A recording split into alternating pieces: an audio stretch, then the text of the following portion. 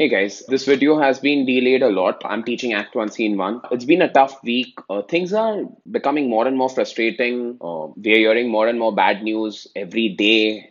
Just seems like there is no end to this negativity. But I think it's time that all of us start thinking positively, and let's just hope that July is the turning point and now the next 6 months will be really good. All right, because when we can't change anything, when you can't do anything about it, there's no point dwelling on it. So let's just hope for the best. So life goes on. We have to move on. We should just focus on the present. Present says that we have to start with Merchant of Venice Act 1, Scene 1 today and try and finish off as much as we can. I started off with the scene long back. If you guys have been following my videos, since most schools haven't even started with Merchant of Venice, I decided to pause it for a while. Now I think it's time to just wrap up the scene. A quick recap for you guys. We are introduced to Antonio, who's the merchant of Venice, and he's melancholic, he's sad, and his friends are trying to figure out why he's sad. Two friends, Salarino and Salario, they come up with various reasons to understand Antonio's sadness. And one of the main reasons that we are still discussing is since Antonio is rich and he has ships all over, all his money is invested in these ships, so he's worried. And this worry has translated to sadness. These two friends are trying to convince Antonio that we are sure you are sad because of your merchandise. Because if we had ventures like you, if we had money like you, then we would be equally sad. And that's the conversation that's going on. We've just done three dialogues, the first three dialogues. In case you want to revise these dialogues before you move ahead,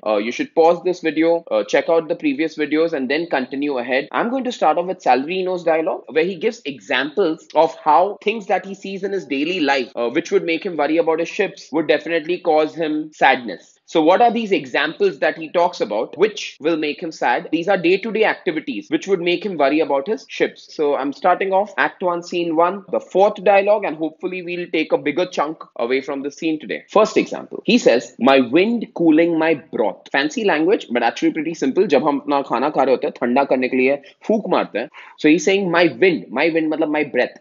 My breath cooling my broth. Broth over here is soup. Soup over here is anything that he's having. Dal. So he says, जब मैं अपना खाना खा रहा हूँ, जब मैं फूक मारता हूँ, so the moment I see the ripples in it would remind me of what harm a wind too great at sea. Wind too great, मतलब storm. So whenever I'm cooling my broth with my breath, that would remind me of the great winds at sea, which could potentially destroy my ships, and that would blow me to an ague. The word ague, मतलब would make me shiver. Shiver out of fear. So he says, when I'm cooling my broth, when I'm having lunch, when I'm having dinner, okay, and if I blow on it, it would remind me of the great winds at sea that could destroy my ships, and that worry would make me scared, would give me ague. Ague matlab would make me shiver out of fear. That's the first example. Example number two, I should not see. Now when he says I should not see, matlab the moment I see. The moment I see, the minute I see the sandy hourglass run. Sandy hourglass is that contraption हम लोग games में देखते, board games में एक hourglass होता है, उसको घुमा देते तो sand starts falling. So he says, the minute I see a sandy hourglass, चलो मैंने अगर daily life में एक sandy hourglass देख लिया, that sand would remind me of the shallows and flats. First, let's understand the shallows and flats का concept. I don't know which part of India you guys are at right now when you're listening to this, but I'm from Mumbai, so people who've been to Gateway of India, you'll see that the ships don't come up close. They're specially docks made for ships. The reason ships can't come up close to Chowpatty or to Gateway of India is because there are rocks there. The sea becomes shallower. As and when you're coming towards the coast, the water becomes shallow, and ships need deep water to stay afloat. Okay, which is why the ships are always at distance from the coast, and you have to go in smaller boats in order to go aboard. He said that whenever I see a sandy hourglass, whenever I see an hourglass or the sand in it, that sand would remind me of the sand banks, the hidden sand banks. So let's say a ship is sailing and the water is deep, so it's nice, but suddenly there are areas where the water becomes shallow, or the seabed becomes flat because of sand bank. If you don't know your territories well or routes well, then your ship might crash against these hidden sand banks. So the sandy hourglass would remind me of the shallows and flats, shallow water and flat seabed, against which my ship might crash. Now he says might, okay? Remember, he has no ship. Salarino has no ship of his own. But he says, अगर मेरे पास एक ship हो, let's imagine मैं भी तेरी तरह अमीर हूं, and अगर मेरे पास एक ship होती, मैं वो ship का नाम Andrew रखता.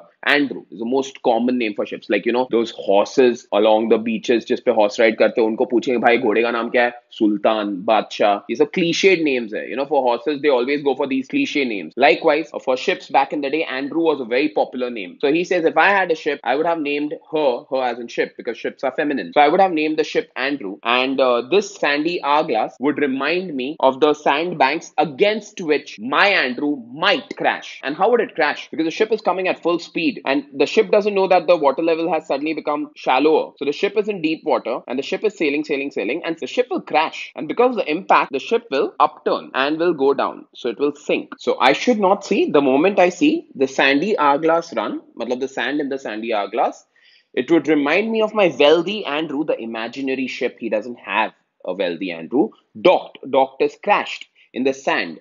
Okay, whaling her high top. Whaling is bringing down her high top. Her over here is the ship. High top is the mast of the ship. Mast, for those who don't know, mast would be the pole on which the canvas is tied. If you're watching me on YouTube, that means you have Google. So in case you want to, if you still can't picture a mast, you should just Google the word mast so you understand it. So whaling her high top, bringing down her high top, the mast of the ship comes down lower than her ribs, the lower part of the ship. So when the ship is sinking, it turns over and then goes down. So it will bring down her high top lower than her rib, thereby giving the image that the ship is kissing her burial. Burial is the place where the ship is sinking. Personification. The ship is personified over here, given the image that the ship is kneeling down and kissing her burial ground. When I blow on my soup, it would remind me of the great winds that could destroy my ship. When I'm looking at the sandy hourglass, it would remind me of the shallow waters and flat sandbanks against which my ship could potentially crash. Third example. Should I go to church? This should is not a question. Like, should I go to church? No. Should is if, when I go to church. So when I go to church and see the holy edifice of stone, edifice is the building. The holy building of stone is the church. So when I go to church and see the holy structure in front of me and not bethink me straight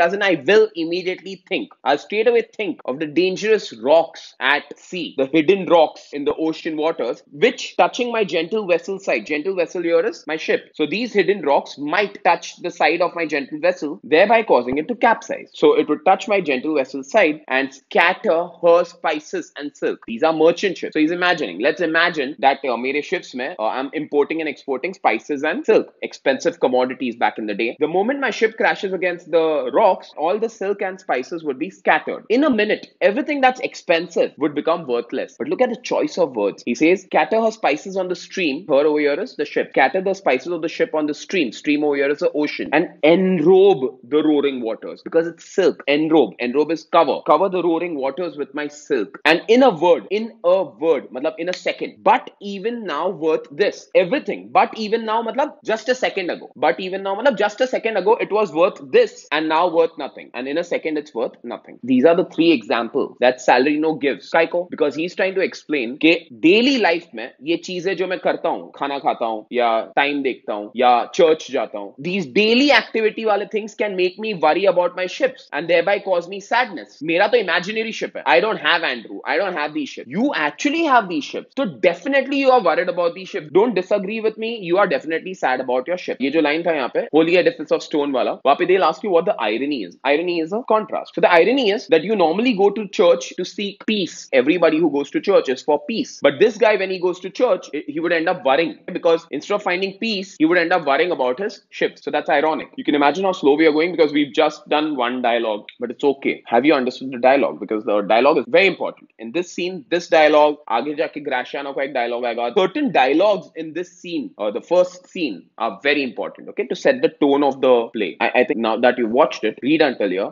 and see if you guys can follow.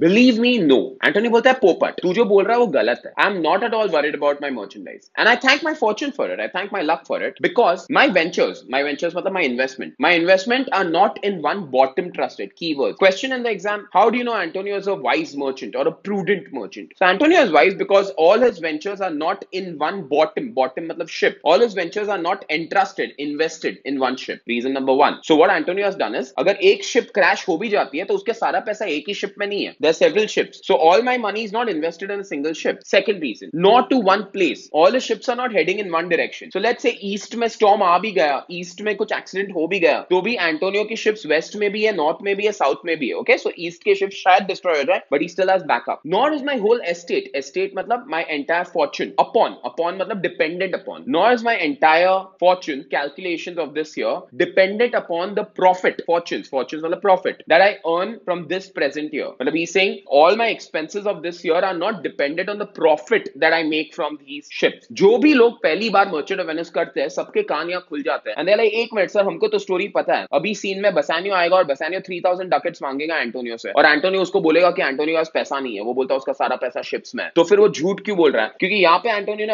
अभी बोला all his estate मतलब all his expenses of the year are not dependent upon the fortune, the money that he makes from this present year. Which means in simpler language वो बोल रहा है मेरे पास इस साल का पैसा है, मतलब अगर ये साल शिप्स में लॉस हो भी गया तो मेरे को टेंशन नहीं है, मेरा एक्सपेंसेस सॉर्टेड है. तो बसानी को झूठ क्यों बोला? सो काम डाउन. ओके, वो झूठ नहीं बोल रहा है, वो सही बोल रहा है. व्हाट ही सेइंग इज कि लेट्स से मेरे को एग्जांपल दे रहा हूं तुमको, मेरे को ये साल चलाने के लिए 12 लाख की जरूरत है और मेरे पास 12 लाख बैंक में है. प्रॉफिट मुझे और 12 लाख का हो सकता है ये शिप्स के थ्रू, पर अगर वो शिप्स से 12 लाख का प्रॉफिट मुझे नहीं हुआ तो भी मेरे पास मेरा 12 लाख है, मतलब पर मंथ में 1 लाख जितना मेरे एक्सपेंसेस सॉर्टेड है. फिर बसानियो आता है, बसानियो बोलता है मेरे को 3 करोड़ की जरूरत है. तब एंटोनियो बोलता है भाई 3 करोड़ तो मेरे पास नहीं है, मेरे पास 12 लाख है जो मेरे डेली एक्सपेंसेस के लिए मेरे को जरूरत है, और 3 करोड़ भी है बट वो सब म्यूचुअल फंड्स में है, इन्वेस्टमेंट्स में, तो वो लिक्विफाई होने में वो टाइम लगेगा अपने को, तो इमीडिएटली मैं तेरे को पैसे नहीं दे पाऊंगा. And that's how they decide to go and ask for credit from the market. So Antonio is not lying here, Antonio is not lying to Bassanio. Okay, he is just being practical. So this is how we know that Antonio is a wise merchant. He says his money is not invested in one ship, all his ships are not going in one direction, and his entire estate matlab expenses of this year are not dependent upon the fortune, the profit that he makes from these ships. Immediately Salarino bolta, then to Antonio, you're in love. Nah, you're in love. And Antonio bolta, five, shame on you. Check. पकामत, that पकामत is 5-5. That no man, I'm not in love. फालतूगिरी मत कर. So not in love. तू merchandise को लेके भी sad नहीं है, तू love में भी नहीं है. Then तेरी personality कुछ ऐसी है, तू दुखी आत्मा है. Then let's just say you're sad because you're not happy. And if you would have been happy, अगर तू एक happy बंदा होता, it would only have been because you're not sad. Because God ने दो किस्म के लोग बनाए, एक जो बहुत ही खुश होते हैं हमेशा, और एक जो हमेशा दुखी होता है. We all have that one boy in the class, no? Teacher कुछ भी बोलता है, वो बंदा पीछे बैठ के हंसता ही रहता है. कुछ भी हो जाए, सीरियस चीज चल रही है, सबकी लाइफ झंड है, साल 2020 चल रहा है, बट ये बंदा हमेशा बस हंसते ही रहता है. ओके, वो एक आदमी हमेशा होता ही है. एंड एक दूसरा अपना दोस्त होता है जो हमेशा दुखी होता है, हर चीज को लेके इज ऑलवेज सैड. सब लोग खुश होंगे, टेस्ट कैंसिल हो गया, एग्जाम कैंसिल हो गया, कुछ भी हो गया, बट ये बंदा हमेशा दुखी ही होता है. Not in love neither. Then let's just say you are sad because you are not married. And to मतलब it were, and it were मतलब it would have been as easy for you to laugh and leap and be merry. Laugh and leap and be merry मतलब be happy if you were not sad. So let's just say you're sad because you're not happy, and if you would have been happy, it would only be because you're not sad. Now,